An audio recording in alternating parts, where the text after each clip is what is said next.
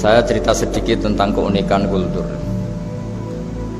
Nabi Yunus itu nabi. Di mana-mana nabi itu mengajak ke tauhid, ajaran yang benar. Dan dulu nabi itu nggak punya polisi, nggak punya densus, jadi nggak bisa nabi nyuruh yang nggak setuju tangkap, itu nggak bisa. Tapi punya Tuhan.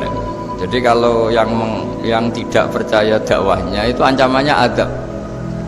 Dulu itu nggak ada polisi, nggak ada pengadilan, sehingga kalau ada kesalahan itu ancamannya itu akan turun apa? Azab, siksa itu. Sekarang kan kalau kita jadi pemimpin kan agak enak itu, punya keamanan, punya macam-macam. Singkat cerita, sudah dakwah sekian tahun itu umatnya nggak percaya kalau beliau seorang nabi, bahwa ajaran tauhid itu benar. Akhirnya cerita ini terkenal sekali, mungkin beberapa terputus ya, tapi terputus cerita ini saya ceritakan secara lengkap. Terus beliau cerita, ini waktu sudah lama saya dakwah, sudah lama saya sosialisasi itu tentang kebenaran, Anda tetap nggak iman ini 3 hari lagi pasti ada adab. 3 hari ada adab itu delalah masyarakatnya tuh kepikiran. Jangan-jangan iya itu. Nah, ketika jangan-jangan iya itu diintip, rumahnya Nabi Yunus itu diintip, ya agak aneh. Diintip adalah orangnya nggak ada itu kalau Quran bahasakan abaqo itu minggat itu pergi nggak pamit ya.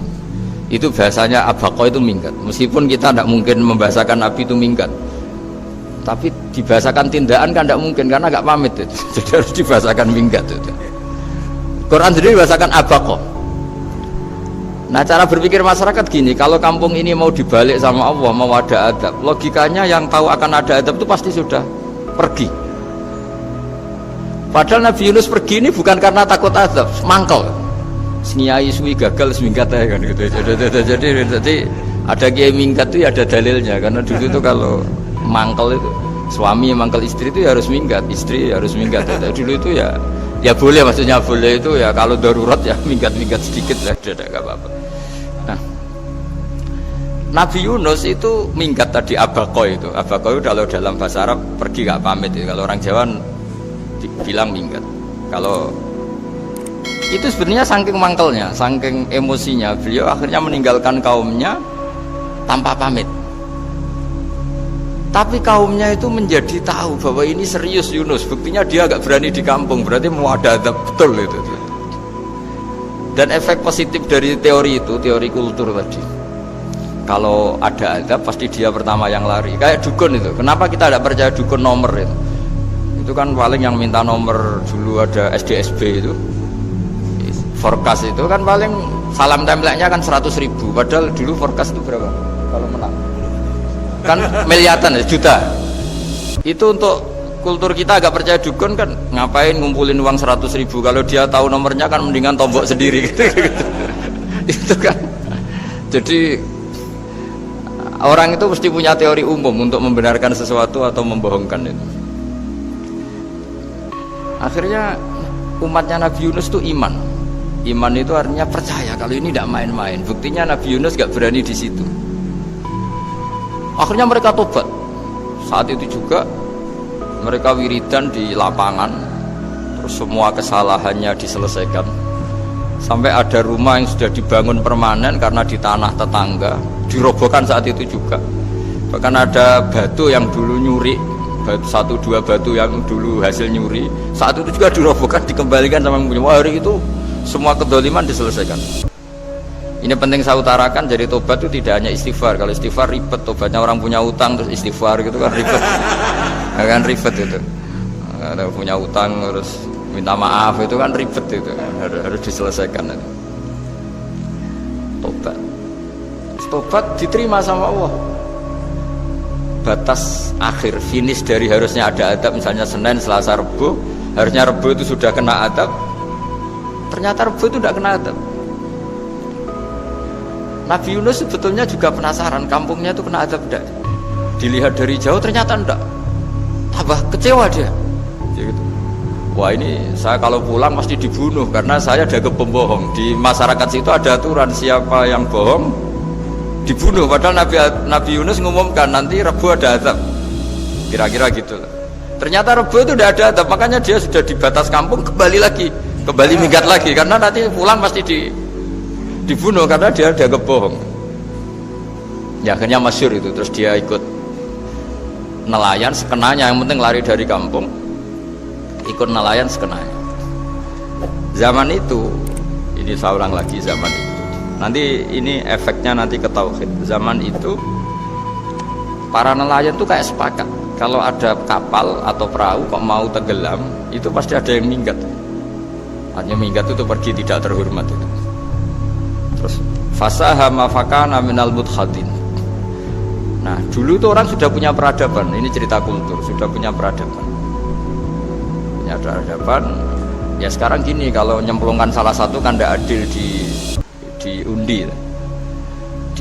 Ternyata yang keluar dia Nabi Yunus. Terus mereka tahu ini orang nggak pantas dikorbankan. Dan Nabi di mana-mana itu ganteng. Memang Allah itu punya sunah itu unik. Nabi itu harus paling ganteng di kampungnya. Nasabnya juga harus paling baik. Kabar-kabarnya juga istrinya harus paling cantik. Itu memang aturannya gitu. Nggak tahu saya. Dulu saya juga janggal. Kenapa Nabi aturannya harus gitu? Tak angen-angen di pemimpin LU izin itu. Maksudnya misalnya memimpin dia pasak keriting itu kan piye gitu rasanya itu. Jadi Nabi itu pasti itu paling ganteng di kampungnya, terus dari nasab ya terbaik, terus rata-rata istrinya itu ya selain solihah itu ya paling cantik. Karena ya dibully kan, sopar tidak jadi Nabi, jenelek kan ya ribet kalau misalnya ada yang bully gitu kan juga ribet. Singkat cerita terus dia akhirnya ditenggelamkan, dibuang karena beliau seorang nabi. Faltaqamahul khut, beliau ditelan ya. Iltiqam itu tidak digigit, ditelan ya. Karena ditelan beliau tidak mengalami dikunyah, ditelan. Iltiqam itu ditelan karena beliau seorang nabi. Di dalam batnil khut itu di perut itu dia wiridan, dan barokahnya wiridan itu perut ikan ini menjadi masjid. Dia nyaman di situ, nyaman karena terus ngalami karomah lah. Andikan wali itu ngalamin karomah. Nah kesimpulan dari cerita ini itu apa? Masyarakat itu akan selalu dengan kulturnya sendiri. Para nabi juga punya kultur sendiri. Dan Allah yang ngelola itu semua. Saya ulang lagi, Allah yang ngelola itu semua. Makanya terus dua kultur ini kalau Allah menghendaki itu gampang sekali. Akhirnya yang terjadi apa?